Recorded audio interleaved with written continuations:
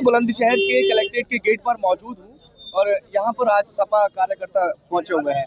Sir, क्या मामला है, आज यहाँ पर आप लोग पहुंचे हैं? देखिए, आज हमने 6 सूत्री ज्ञापन महामहिम राष्ट्रपति महोदया को द्वारा जिलाधिकारी महोदय बुलंदशहर के द्वारा दिया है। उसमें हमारी पहली मांग है, अधिवक्ता मोहनी तोमर की जिस तरीके से हत्या की गई है दीवानी गेट से उठा के और हत्या कर दी जाती है कासगंज के अंदर, उनके हत्यारों को तुरंत पकड़ा जाए और अति शीघ्र मुकदमा चला के उन्हें फांसी दी जाए। अधिवक्ता एक्ट जो प्रोटेक्शन एक्ट है वो भी लागू किया जाए। दूसरी हमारी मांग है कि जो राष्ट्रीय ध्वज है वो 15 अगस्त और 26 जनवरी को सरकार ने अलाउ कर दिया कि तमाम प्राइवेट बिल्डिंगों पर वैसे लोग लगाएंगे। वो आज लोग जो है धार्मिक जुलूसों में, आंदोलनों में राष्ट्रीय ध्वज को लेकर चलते हैं जो, और बाद में वो अपने प्राइवेट मकानों पर लगाते हैं और शाम को सूरज ढलने के बाद उतारते नहीं है, जिसका नतीजा होता है कि बंदर फाड़ देते हैं या तेज हवा में वो झंडे हवा के जरिए बह के जो है कूड़ेदान में पड़े मिलते हैं। इस पर सरकार फौरन संज्ञान ले, राष्ट्रपति महोदया इस पर जो है आदेश करें कि पूर्व की भांति झंडे की समय सीमा तय होनी चाहिए कि सूरज ढलने के बाद झंडे को उतार के सम्मान रखा जाना चाहिए। वकील साहब, टेरिकाट और प्लास्टिक का जो झंडा है इस पर अविलंब रोक लगनी चाहिए। पहले कागज का झंडा होता था, जब हम बचपन में पढ़ते थे, पानी में वो गल जाता था, प्लास्टिक गलती नहीं है, जिससे राष्ट्रीय ध्वज का अपमान होता है। खादी का झंडा ही इस्तेमाल हो।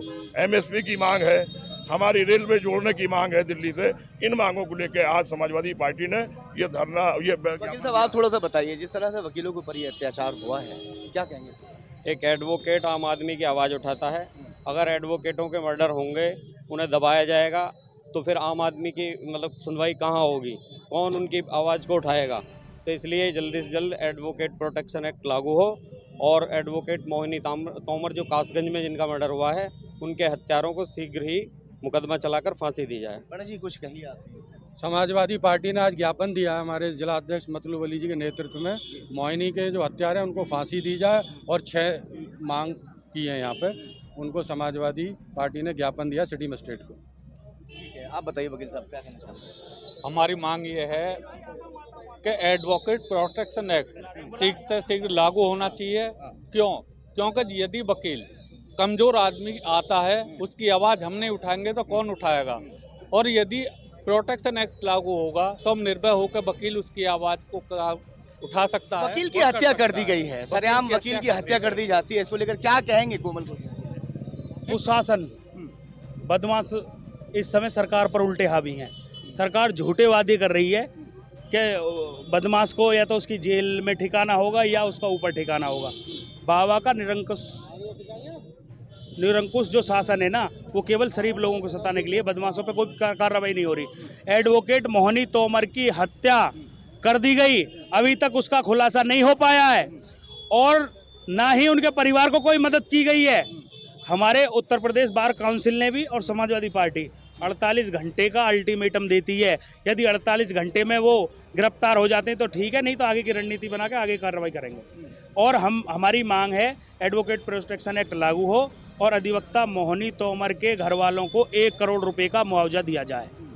मगर योगी सरकार का कहना यह है कि तमाम जो गुंडे और बदमाश हैं वो बिलों में छुप गए हैं।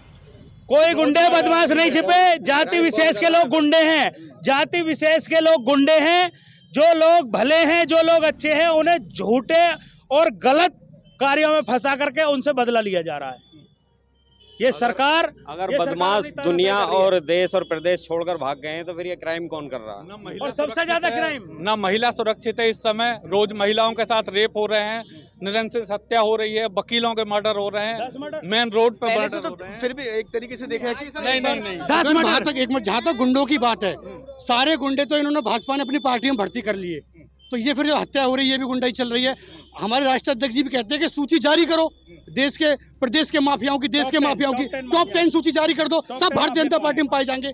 तो सारे गुंडे तो इन्होंने भर्ती कर लिए, तो इसलिए यही गुंडे, यही बता मोहनी तोमर जी की हत्या कर दी, इन्हीं के गुंडे ये जगह जगह कर रहे हैं। और जो बड़े भाई कोमल भाई ने कहा है कि जाति देखकर हत्या और मर्डर कर, भाजपा वाले थोड़े ही हैं जिन्होंने हत्या करी है। नहीं, भाजपा में शामिल कर लिए, उनके मुखिया उन्हीं के चेले चंटारी हैं जो हत्या कर रहे हैं।